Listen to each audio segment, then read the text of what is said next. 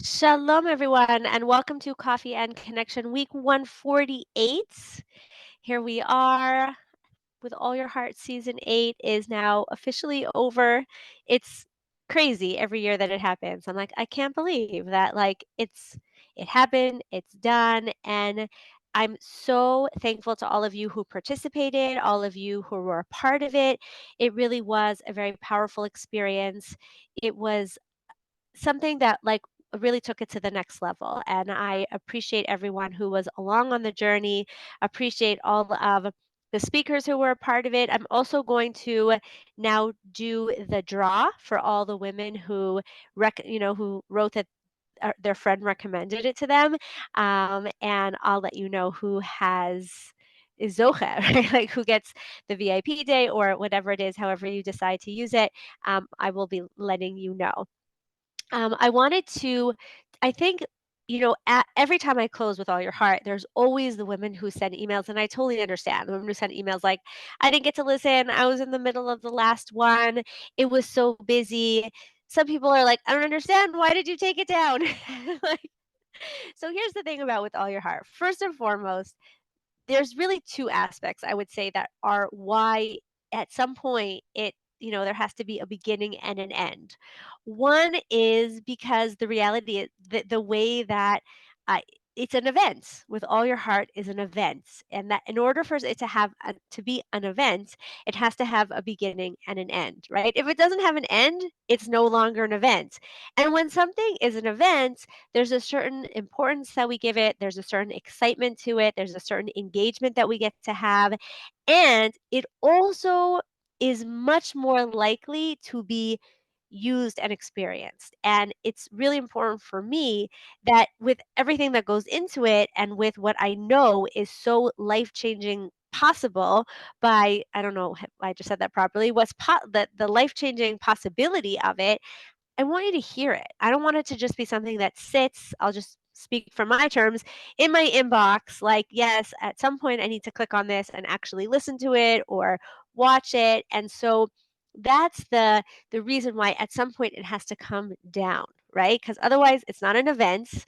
And I want it to be listened to. Also, it's part of what actually allows us to hear it and take it in is always going to be some type of investment, whether it's an investment of our time, which is part of the event thing, right? That like, here's this amount of time, I'm dedicating time to it, I'm going to listen to it. There's also the possibility of if we invest money into it, then we take things more seriously. It's just a reality. It's a human psychological reality that we feel more invest when we feel more invested in something, either time, money, vulnerability, it just takes more energy from us.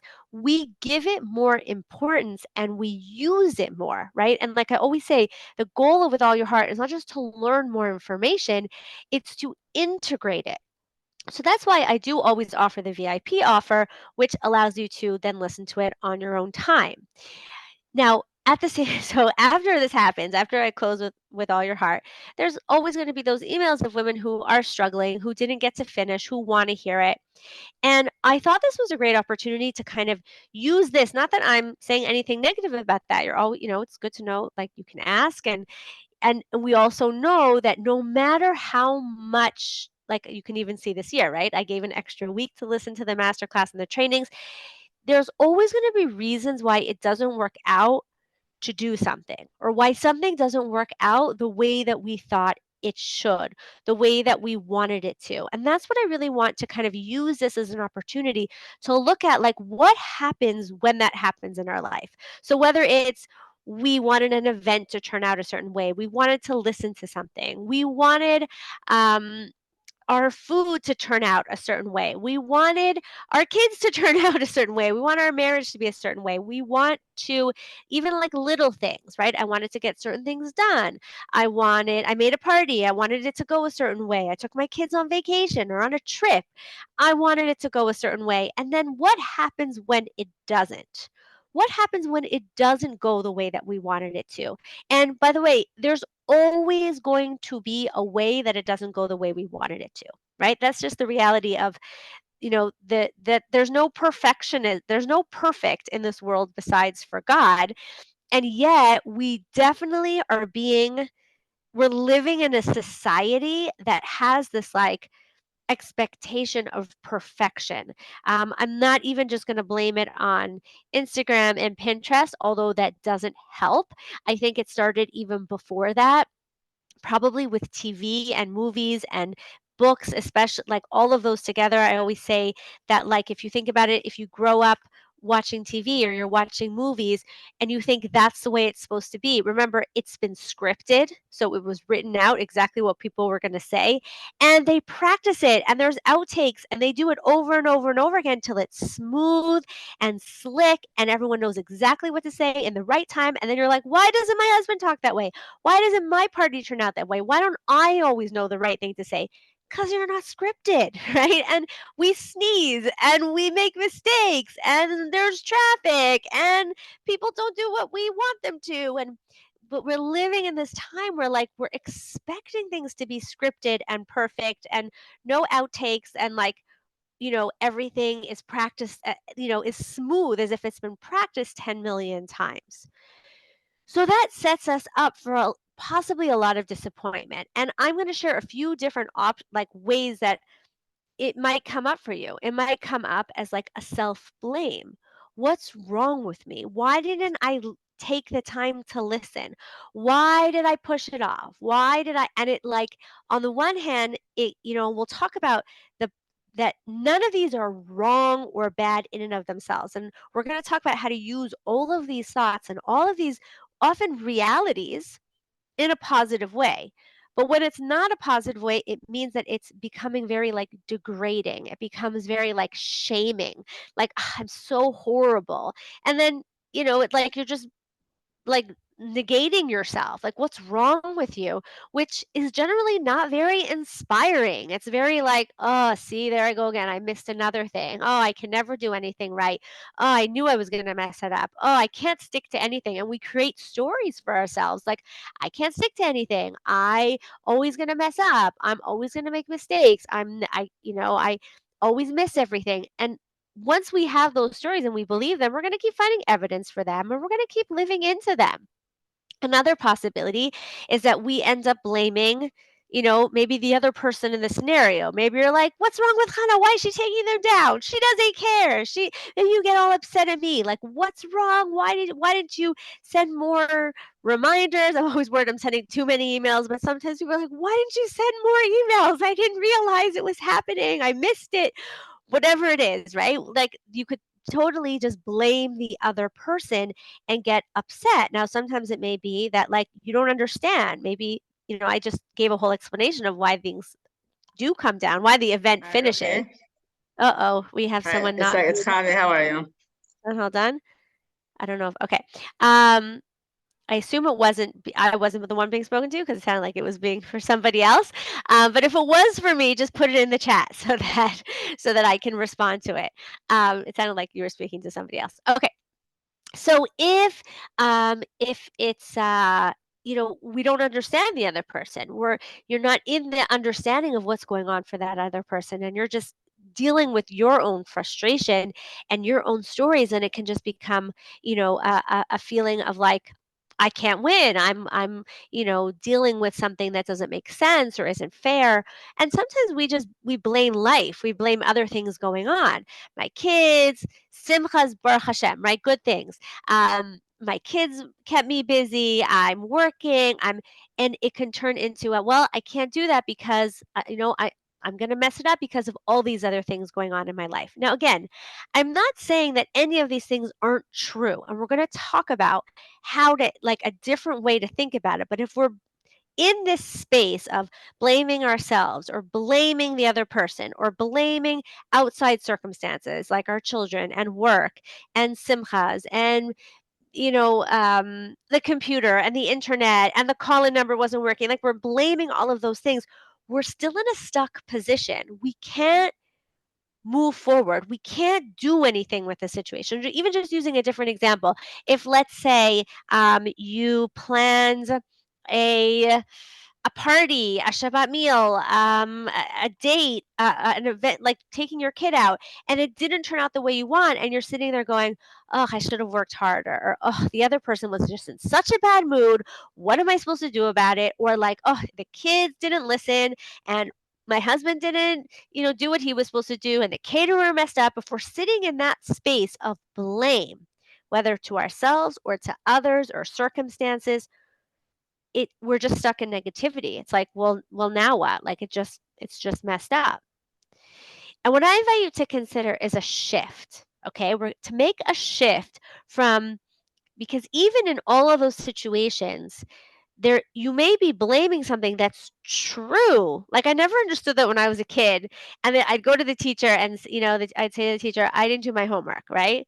"Well, why didn't you do your homework?" And I'd say, "Well, I left it in school," or none of my parents could help me, or something got ruined or whatever. And the teacher would say, "Stop making excuses." And I'd be like, "I don't understand. It's not an excuse. I literally told you what happened." I never understood that.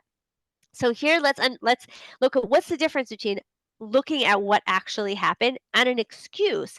And even now, as a parent, I can kind of understand why they saw those as excuses. So there may be the reality, I left it in school. There may be the reality of, I didn't literally have the time. There may be the reality of, the kids weren't listening. But we're in a place of just, oh, that's what happened. We're in like a blaming place. That's like what the teacher would call an excuse. It's like a wall. It's like, "Oh, that's what happened." And then we just go into, it just is in this like very like full stop kind of thing, right? It's like becomes a barrier. Well, I didn't have the homework. Well, I didn't have time. Well, other people just aren't giving me what I want, whatever it is. Okay.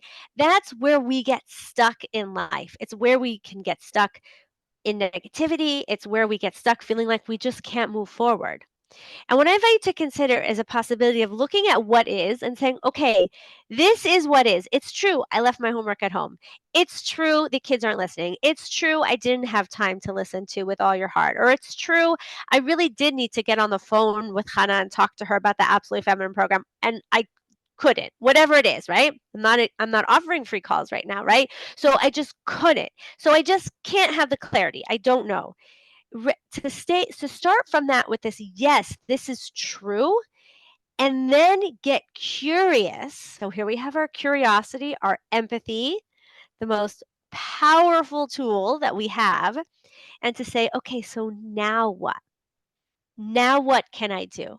Now how can I rectify it? Or how can I move forward? Or what other options are there? Let me get curious with it. Okay? Because when we get curious with it is when we can start to find other alternatives. We don't just see the obstacle. Think of it as like this. Is it like when you have an obstacle, do you see it as it's a wall in front of me that's stopping me from moving forward? Or is the obstacle a hurdle that I now get to figure out how to overcome? Okay. How do I overcome this? And we get to get curious with it. So, if, for example, we're in a situation and we're blaming ourselves, instead of blaming ourselves, to say, okay, either what can I learn from this, or what can I do? What is possible? When we're blaming other people, to say, let me see what I can understand, or how can I work around this reality, right? What can I do about this situation? What can I learn from it? Not just to blame what happened in the past, but to move forward in the present and to make shifts in the future, right? So let's say you do make a party and the party doesn't turn out the way that you wanted. First of all, when you notice, let me see what didn't work, right? Like I do every year after With All Your Heart. It's like a debrief, right? And I always tell my clients to do it after Pesach, and really after anything that we do every day. There's kind of this concept of cheshbon nefesh. What is it about? It's like a debrief. You look at your day, you look at the party, you look at the Shabbos meal, you look at the event, and you say, what worked and what didn't work? Not to blame, but to be able to learn and move forward from it. and to get curious as to what could I do differently next time, not to beat myself up for the past. There's no point in that. There's no point in beating ourselves up from the past because we can't change it, right? And it just stops us from learning for the next time. But when we stay in a place of curiosity and knowing that everything is going to happen in some way again, right? We're always going to get back to the same type of situation, please God, because life is all about patterns and it's going to happen in some way, right? Then you get to learn from it and see it as, okay, what's the hurdle that I need to deal with? What's coming up? What can I do to move forward? So, like, even if now you're sitting there going, I don't know what to do, everything came down, I didn't finish listening to things, or I want to listen to things again, you get curious. Number one, what can I learn about, what can I notice didn't work or what I relied on and can learn from the future, right? Do I see that there really is an ending and part of my brain thought there wouldn't be? And so, like, to like recognize that, you know, the time may run out. Can you look to see where could I have fit it in? Where was I being too perfectionistic and waiting to sit and write notes or wait to be able to really sit with it? Like, could I have listened to it in the car? Could I have listened to it while I was washing dishes, while I was taking a shower, whatever it is? Like, to where can I now listen to the next thing that I want to listen to, right? Where can I listen to Coffee and Connection episodes? Or if you're a VIP, listen to the recordings and not make it about it being perfect. If you were rather than blaming, go into a curiosity and a problem solving, because that's how we learn and move forward. And this really applies to everything. It can apply to your marriage, right? If you're in a place of feeling stuck in your relationship or stuck in an area of your life and you may be totally in the blame, maybe you're blaming yourself. I made so many mistakes. I didn't know what was going on. I thought I was doing the right thing. Maybe you're blaming your husband. He's not emotionally available. He's not involved enough. He doesn't care. Maybe you're blaming other things, your childhood, his parents, the kids, like just finances, other things. And what I invite you to do here, what we're talking about, is not denying that any of that stuff is true. It's all true. The truth is, in all our areas, especially in our marriage, all of those things are true. Our mistakes make a difference. Our husband's challenges make a difference. Our parents, his parents, the kids, the situations, everything affects the marriage. So we can either sit in a place of like victim, like feeling like, "Ugh, all these things are happening or they happen and there's nothing we could do and now we're stuck," or we can stay in a state where we recognize the issue so that then we can get curious, how do I move forward? What can I see is the issue so that then I can see, how can I deal with this? How can I solve it? How can I work through it? And if you're still not sure how to do that, you're still not sure, like, what are my next best steps? What can I work on here? I want to finish off this topic, which I hope is helpful for all of you. And it's so powerful in life, like to go from that, to go from that seeing our challenges as a barrier to seeing our challenges as a hurdle that we get to figure out, like, okay, what's in my way? What do I need to learn? What do I need to figure out? Where can I get curious and find a third alternative? Like, I speak to so many women who are looking at life as like, either I don't care or I take control, right? Either I give up or I get, really strong about it. Either I negate myself in my marriage or I become totally just like independent person who just like separate, like just doesn't care about what my husband says. Like, there's always a third alternative to look for and to figure out, like, what's actually going to work for me, right? What's actually going to take me to where I want to go? That is the most powerful thing. That's how we take curiosity and empathy and use it in every single situation of our lives. So let me know in the chat if this was helpful for you. And I just want to end off by saying that, as a third alternative for anyone who still is feeling like, oh my gosh, I didn't realize this event was actually going to end. I still don't know exactly what I want to do. I don't necessarily have clarity. I still want to listen to with all your heart, or I don't know if Absolutely Feminine is the next step for me, even though technically the registration is closed. The people who can still get into Absolutely Feminine are women who are VIP and are still going to have their one-on-one call. So here's what I'm going to share with you. For the next 48 hours, I'm leaving the VIP option open, which means that you can still purchase the VIP, get lifetime access to the interviews, the trainings, the masterclass, all the VIP coaching calls, the Q&A calls that we did together. You get the Playful and Passionate Marriage Masterclass, and you get a one-on-one call with me. So you both get access to all the With All Your Heart stuff. What am I trying to say here? Resources. And if you still feel like you need clarity as to what your next best step is, whether it's Absolutely Feminine or not, and I promise to be honest with you, this is the only way right now that you can get on a call with me. Okay? I'm not offering free calls at this point, but anyone who is a VIP member does get to have a 30-minute call where we really look at, and I've had a bunch of the calls already. Anyone who's had a call, you're welcome to put in the chat if it was helpful for you. What we do on that call is I look to help you get clarity as to where your challenges are and what it will help to work on, right? To give you clarity, because we could just be like, I have to work on my whole marriage. It's such a mess. My whole life feels like a mess. My parenting, everything just feels like a mess. And then you don't know where to put your energy. And so what we do on the calls, we look at like, okay, practically, what are the biggest issues? What is it really coming down to? How can you work on that?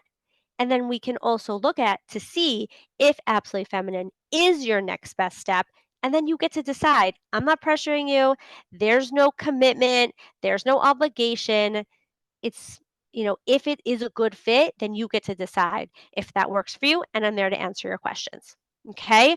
So I'll just tell you again, if you do want to join the VIP for With All Your Heart, you can go to withallyourheartseries.com/VIP. It's still only $47.